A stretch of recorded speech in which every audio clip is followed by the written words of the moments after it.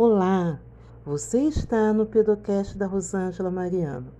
Desejamos a todos uma ótima tarde, ou uma ótima noite, ou um ótimo dia.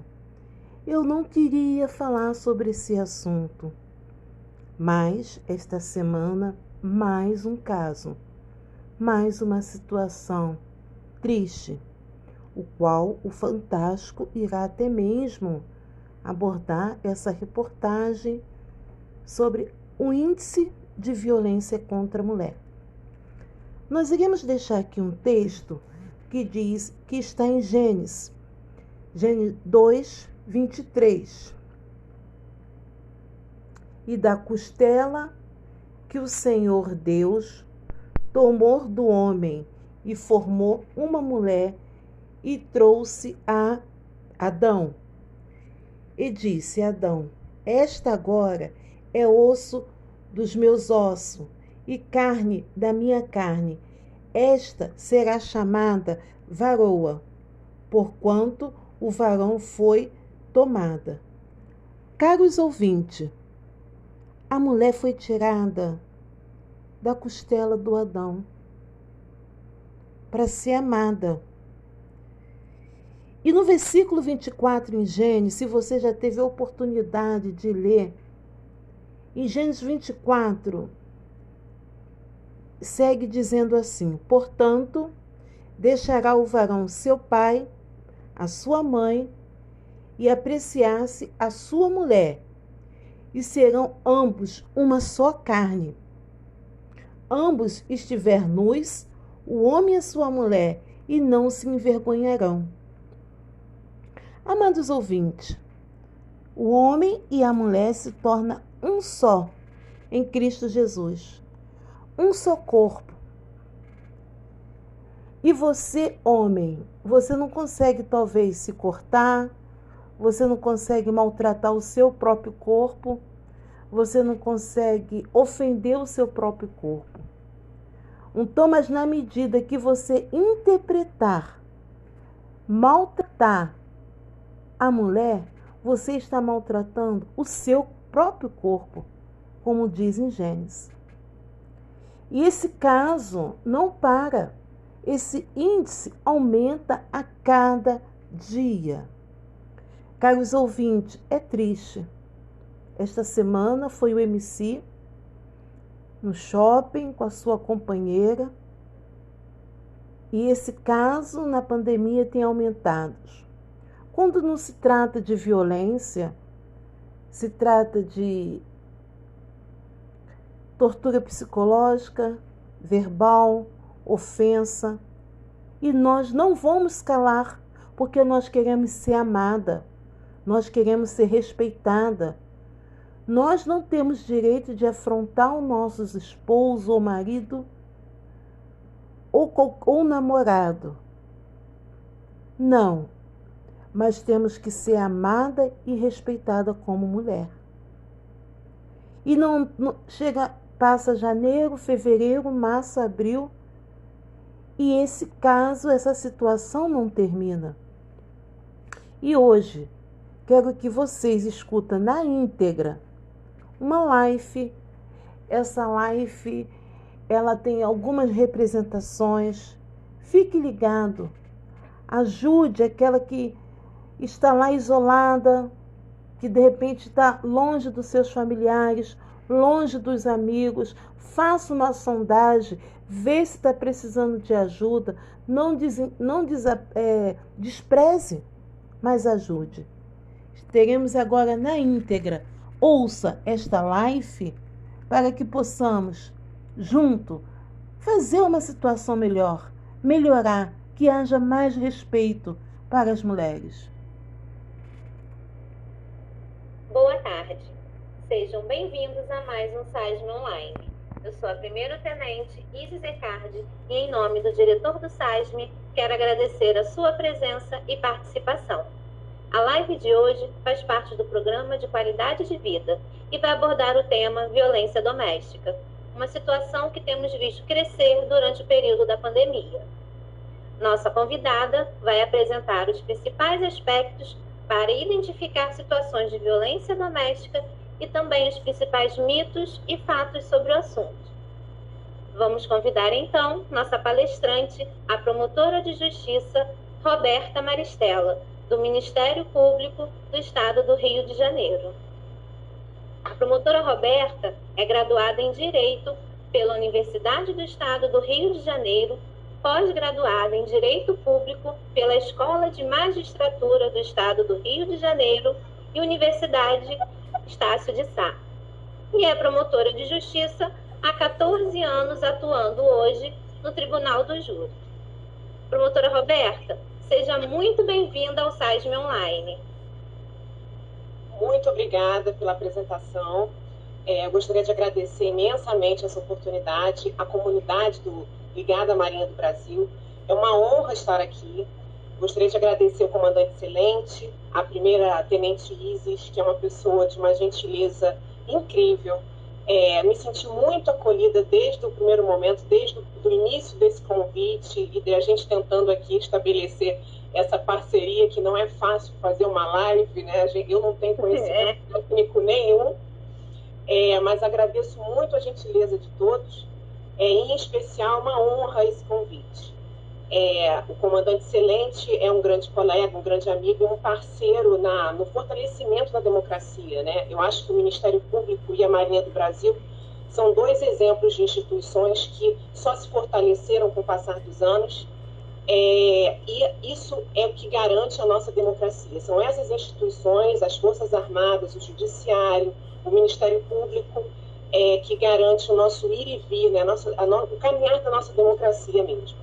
Então, para mim, é uma felicidade estar aqui. Posso começar, então, a já entrar no tema?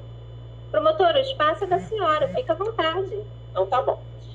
O tema que me coube falar aqui foi de violência doméstica e feminicídio, né? Abordando elementos práticos e atuais desse tema. A violência doméstica, ela é um campo de trabalho hoje em dia no Ministério Público muito fortalecido. Nós temos um centro de apoio, hoje em dia um centro de apoio aos promotores de violência doméstica específico, e muito do que eu sei hoje vem da minha experiência prática, dos conhecimentos teóricos, mas eu também preciso agradecer aqui publicamente as colegas Carla Castro e Lúcia Loísio, que são promotoras de justiça que já têm um trabalho há anos nessa seara, e a convivência com elas nos últimos anos também me fez crescer muito nessa temática e mudar muito do meu pensamento sobre isso. Então, falando um pouco da Lei Maria da Penha, né, que é a Lei 11.340, a Lei Maria da Penha, ela partiu de um esforço do nosso Congresso Nacional em dar uma resposta legislativa do Brasil a uma necessidade que foi constatada pelas cortes internacionais. O Brasil ele foi verificado que, em casos pontuais, nós não estávamos atendendo adequadamente aquela vítima de violência doméstica, seja porque aquele processo não tramitava com a urgência e a prioridade necessária, seja sob o ponto de vista da responsabilização dos infratores. Então, a Lei Maria da Penha ela foi uma resposta realmente a essa constatação internacional de que o Brasil não estava seguindo toda a comunidade mundial nesse amparo às vítimas de violência doméstica. Então, a Lei Maria da Penha, ela tem 3 pilares, né? A de responsabilização, de maior responsabilização dos agressores de violência doméstica contra a mulher, seja pela criminalização de algumas condutas ou até pelo incremento de penas, né, de algumas condutas, quando a vítima é do sexo feminino, quando aquele crime é praticado em contexto de violência doméstica. Então, a lei veio para criminalizar condutas, mas também para qualificar crimes, como no caso do próprio feminicídio. Ou seja, o que o legislador entende? É que o homicídio de uma mulher dentro de um contexto de violência doméstica, ele é mais reprovável, né? Ele tem que ser criminalizado com uma pena maior do que num contexto sem ser de violência doméstica. Então, uma das principais funções da Lei Maria da Penha e de outras leis que se sucederam a ela foi exatamente isso, né? Aumentar a pena e aumentar a criminalização. Mas a Lei Maria da Penha, ela também tem duas vertentes muito importantes. A prevenção, porque ela tem ditames muito interessantes sobre o tratamento da vítima e do agressor. A Lei Maria da Penha, ela entende que aquela agressão dentro de casa, ela vem de um ambiente, de uma cultura realmente que propaga, que propicia esse tipo de agressão dentro de casa. Então, ela coloca que o judiciário, ele também tem que atuar nos cuidados psicológicos, em cuidados sociais, aquele agressor e a vítima, até para que se previna que aquele crime volte a acontecer naquela família ou que uma conduta até mais grave aconteça naquela família. Porque o que se percebe na prática é que a violência doméstica, dificilmente ela começa num homicídio, né? Aquilo é o que se chama de progressão criminosa. Aquilo começa com uma ameaça, com uma injúria real, com uma agressão corporal, com uma lesão corporal, uma agressão física. E aquele atuar, como não há uma ingerência eficiente, né, do sistema de justiça, aquela conduta do agressor, ela tende a piorar, a se agravar, e aí sim é que a gente constata o feminicídio. Quando você termina, né, num tribunal do júri analisando o que aconteceu naquele caso de feminicídio, normalmente o que se observa é que aquela relação, ela já há muitos anos, já tem um registro de ocorrência de ameaça, já houve um registro de ocorrência de lesão corporal.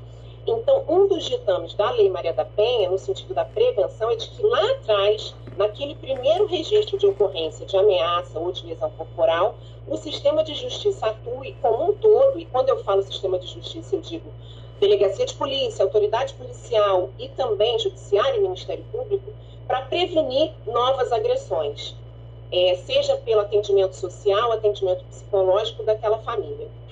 E o terceiro pilar da Lei Maria da Penha é realmente de proteção às vítimas.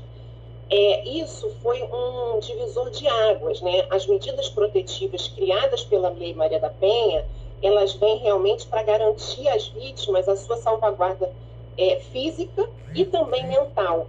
Porque até o contato, por exemplo, por mensagens, é vedado a partir do momento que você tem uma medida protetiva em seu favor. Além disso, a Lei Maria da Penha, ela também tem uma vertente muito interessante, que ela garante as entidades de acolhimento, seja para a vítima mulher ou até para aquela família vítima de violência, né? Os abrigos, né, eles ficam em lugares determinados, o Ministério Público ele atua no fomento a essa política pública e também na fiscalização direta sobre essas casas, esses abrigos, porque se a vítima não tem para onde ir, e isso acontece algumas vezes, a dependência econômica e financeira da mulher é muito grande às vezes, e ela realmente não tem para onde ir para sair daquela situação. Então, desde a delegacia de polícia, já há um encaminhamento a essa entidade, que vai acolher e abrigar e manter a mulher sob regime de proteção até que ela tenha um outro lugar para ir, até que ela consiga refazer a sua vida distanciada do agressor, né? Então, deixa eu passar aqui para o próximo slide. Por que há necessidade desse ambiente todo de proteção na Lei Maria da Penha? Qual a razão disso? Historicamente, as mulheres alcançaram muitos direitos, né? A gente consegue perceber isso, que não tem tanto tempo assim, que não tem tantos anos, que a mulher não votava, que as mulheres não eram eleitas, não ocupavam cargos políticos, que as mulheres não conseguiam estudar e conseguir realmente uma posição mais expressiva na sociedade. Esse é um fenômeno razoavelmente recente, que a conquista desses direitos civis, não só aqui no Brasil, como, né, em outros países do mundo, e a gente vê que em determinados países, enfim, isso ainda nós estão mais avançados do que a gente, outros não tanto, mas cada vez mais a mulher consegue ocupar posições de poder, né, tanto no nosso país como em outros. Entretanto, no âmbito doméstico e das relações íntimas de afeto, a desigualdade de poder entre homens e mulheres é significativa e, não raro, dá origem à prática de atos de violência por parte do homem em relação à mulher. Quer dizer, por mais que a gente consiga ter um espaço na vida civil, e isso é inegável, a gente cada vez mais consegue espaço nos cargos de poder, nas Forças Armadas, no Ministério Público, no Judiciário. Hoje